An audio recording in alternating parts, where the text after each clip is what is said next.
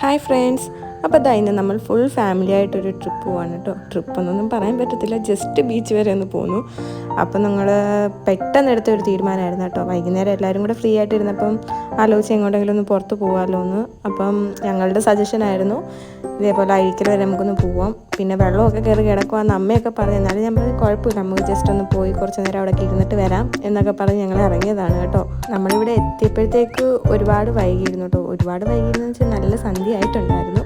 കാരണം ലേറ്റായിട്ടാണ് ഞങ്ങൾ ഇറങ്ങിയതും. ഇവിടെ വന്നപ്പോൾ ബീച്ചിൻ്റെ അവസ്ഥ ഇതാണ് കേട്ടോ. ഒന്ന് ഇറങ്ങി കളിക്കാനോ എടുക്കാനോ ഒന്നും നമുക്ക് പറ്റത്തില്ല, ആ ഒരു അവസ്ഥയായിപ്പോയി. എങ്കിലും ഞങ്ങൾ അങ്ങോട്ട് മാറി നിന്ന് കുറച്ച് നേരമൊക്കെ കളിക്കുകയൊക്കെ ചെയ്തു. എങ്ങനെയൊക്കെയാണെന്ന് പറഞ്ഞാലും ബീച്ചിൽ ആൾക്കാരുടെ കുറവൊന്നുമില്ല കേട്ടോ. നല്ല തിരക്കും കാര്യങ്ങളും ഒക്കെ ഉണ്ട്. ഞങ്ങളുടെ ശ്രദ്ധ ഏറ്റവും കൂടുതൽ പോയതാ അവനിലേക്കാണ് കേട്ടോ. ഞങ്ങൾ വന്നിടം തൊട്ട് അവനിങ്ങനെ നിന്ന് കളിക്കുകയാണ്. എന്താ അല്ലേ, പിള്ളേരൊക്കെ ഒരു സന്തോഷം. അങ്ങനെ കുറേ നേരം ഞങ്ങൾ അവിടെയൊക്കെ നിന്ന് കുറേ നേരം ഞങ്ങൾ കളിച്ചു. പക്ഷെ അമ്മയും ഏട്ടനും ഒന്നും ഇറങ്ങിയില്ല കേട്ടോ. പിന്നെ എനിക്ക് സച്ചുവിനും കുറേ വീഡിയോസും കാര്യങ്ങളും എടുക്കാനുണ്ടായിരുന്നു.